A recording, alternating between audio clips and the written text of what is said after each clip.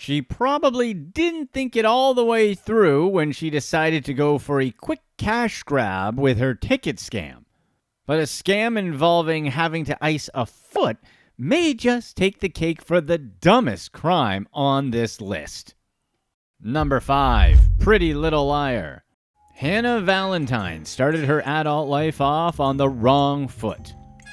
Looking for a way to make some easy money, she created numerous fake Facebook accounts, which she used to scam people into buying counterfeit tickets for Post Malone concerts and other events. To protect her identity, Hannah went by several aliases, including Natalia Sparrow, Daniela Walsh, Hannah Jane Matthews, and Jessica Lewis. Hannah created fake accounts based on these aliases and posted that she was selling concert tickets.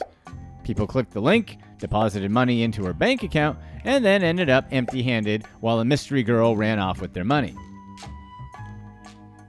Hannah should have thought things through a little more carefully.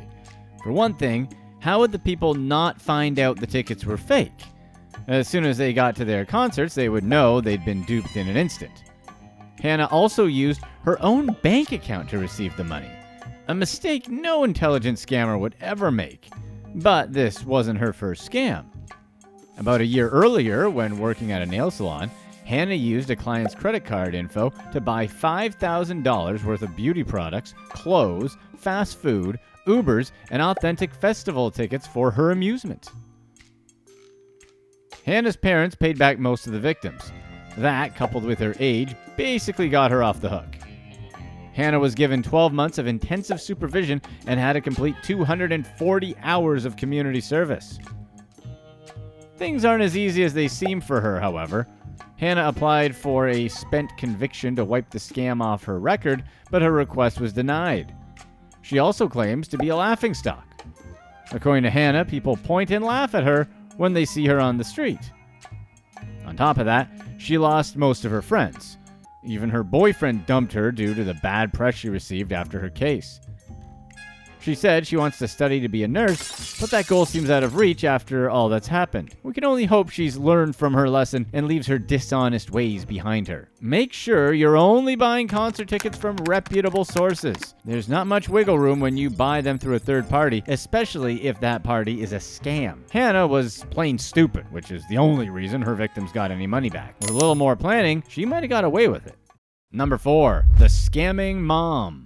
Jade Cheasley is a mom from Melbourne, Australia, and she scammed the Aussie government out of $102,000 by submitting several false claims to Centrelink. In case you didn't know it, Centrelink is basically their government-sponsored financial assistance program. Jade claimed she was separated, living out of her car with her kids, struggling to get food, and needed government assistance to get by. She received government support for years, and all the while she was living large in a $565,000 home. She was still married to her husband, and the couple was far from financially needy. They owned 2 investment properties and had $780,000 worth of cars, savings, and even a boat. Mr. Cheasley owned a roofing company and made $226,000 a year, which was how the couple could afford such lavish things. Jade used the extra money from her scam on many things. One was family vacations. In 2015, she took her family to the Golden Coast, Honolulu, and Movie World, followed by a 12-day trip overseas later in the year. For her husband's 40th birthday, she threw a surprise party at the Craigieburn Sporting Club after celebrating their anniversary at a luxury hotel the year before. Unfortunately for Jade, her extravagance ultimately led to her downfall. In 2017, the Australian government received tips from the public that Jade was better off than she claimed to be. Once there were too many tips to ignore, investigators raided the Cheasleys' home to uncover the truth. Inside the house, they found Jade's cell phone full of incriminating text conversations. These conversations included Jade telling her husband to lie to Centrelink and say they were separated, and asking him what he would do if he had to support her lavish lifestyle all on his own. These texts showed authorities that although Jade was the mastermind behind the scam, her husband was in on it too. All this led to a trial in which Jade pled guilty to dishonestly causing a loss for the Commonwealth and giving false and misleading evidence to a Commonwealth entity. She will now be serving an 18-month prison sentence where she will get a taste of what living a hard life is really like. No more 12-day trips, no more boat rides, and no more extravagant parties. Just her and the rectangular cage she put herself in.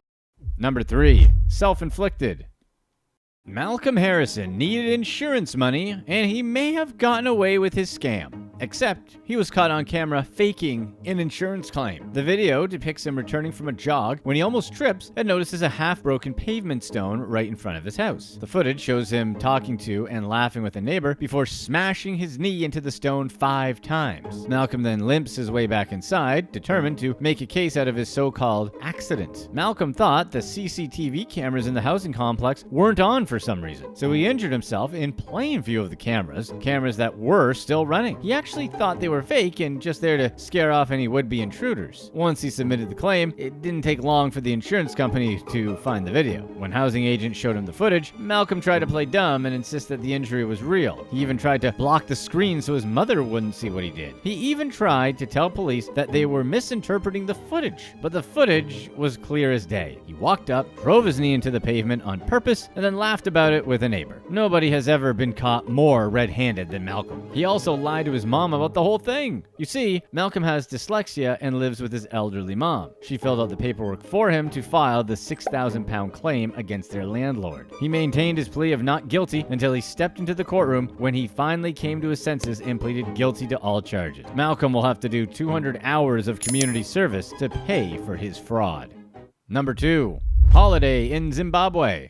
Thulile Bhebhe, a UK resident, tried to fake her husband's death to cash in on his £400,000 life insurance check early. In September 2016, Thulile sent Aviva a medical consent form and a certificate from a hospital in Zimbabwe claiming that her husband had died of pulmonary embolism on August 9th of that year. He was actually working a long shift at Charing Cross Hospital in London that day, nowhere near Zimbabwe. When Aviva agents uncovered this information, they sued Thulile, and she was charged with a single count of fraud. The judge handed Thulile a 2-year sentence, but it was ultimately suspended. She was a mother and a first-time offender, so the judge decided she could rehabilitate and pay her dues in other ways, deeming a prison sentence unnecessary. However, her nursing license was suspended until further notice, but that didn't stop her from applying for another nursing job the day after her suspension hearing. She intentionally left any information regarding her conviction off her application and worked 35 shifts before internal checks within her workplace discovered the truth. This was the final straw. Another hearing was held, and the board decided there was no other option but to strike her off the medical register. They ruled her conduct was fundamentally at odds with the association's standards and that allowing her to continue her practice would reflect badly on the agency. Thulile and her husband were in deep financial straits, owing around £30,000 before the scam. Some speculate if Mr. Bhebhe was in on the scam and that he let his wife fake his death to escape his debt.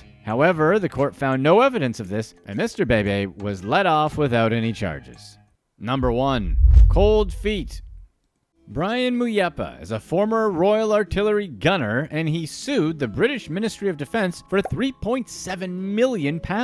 While he was in the military, he allegedly was in a cold tunnel with wet boots for 5 hours, and that was what caused him to develop trench foot. Trench foot has been around for centuries. It claimed the lives of 75,000 British soldiers and over 2,000 American soldiers in World War I due to the high amount of trench warfare taking place. Trench foot causes pain in the extremities and heightened sensitivity to cold weather. It was common in the trenches of World War I, hence its name. The condition was widespread due to cold weather mixing with the water inside the trenches. Symptoms of trench foot include blisters, blotchy skin, swelling, a feeling of numbness, pain when exposed to extreme heat or cold, and loss of mobility. In many instances, soldiers had to get their feet amputated because of their condition. Unfortunately, the ones who couldn't get an amputation never made it home. MUYEPA claims the Ministry of Defense breached their duty of care towards him and is seeking £3.7 million in reparations, including $800,000 for the loss of his army career and $1.7 million to pay for caretaking. MUYEPA claims he can't walk more than 100 meters, even with his walking stick. He claims he can't stand for longer than 10 minutes, and his wife takes care of all of the household chores. We're not sure why that last bit is worth suing over, but to each his own. However, a video of him dancing at a barbecue says otherwise. The video, posted on Brian's wife's Facebook page, outraged the Ministry of Defense. It blew his whole case out of the water, as he's much more mobile than he claims to be. On top of this, one of Brian's army comrades told the Ministry of Defense that Brian talked about packing ice blocks around his feet to fool the tests into showing that he had trench foot when he really didn't. Now the Ministry of Defense is convinced the whole case is a fake. They don't plan on giving MUYEPA 1 penny of his £3.7 million claim. Click to watch one of these next videos. Let us know in the comments section what you think is the biggest scam to you in life.